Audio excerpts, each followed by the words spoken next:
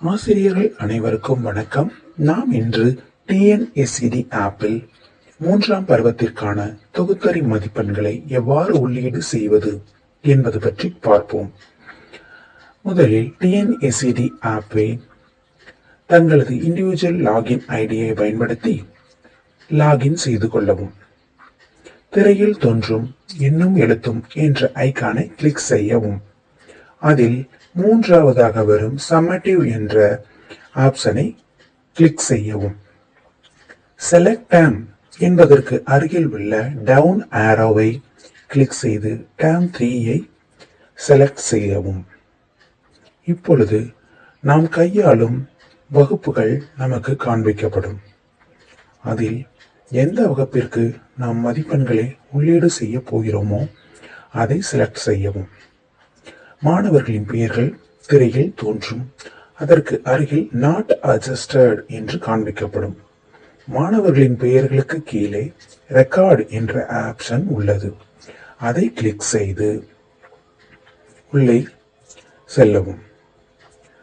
மாணவர்கள் அன்றைய தினம் வரவில்லை என்றால் அவர்களுக்கு பெயர்களுக்கு நேரே உள்ள ஸ்கிப் என்ற ஆப்ஷனை டச் செய்து today absent, long absent, CSWN student என்பதில் சரியான ஆப்ஷனை கிளிக் செய்யவும்.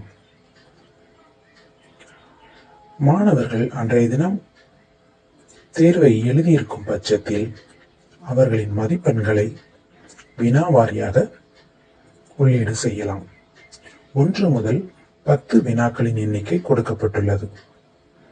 உதாரணமாக 1வது வினாவிற்கு மாணவர்கள் 4 மதிப்பெண்கள் எனில் 1 என்ற ஆப்ஷனை வினா எண்ணை கிளிக் செய்து அதில் 0 முதல் 6 மதிப்பெண்கள் கொடுக்கப்பட்டுள்ளது. 4 மதிப்பெண்கள் எனில் 4ஐ டச் செய்து ஓகே கொடுக்கவும்.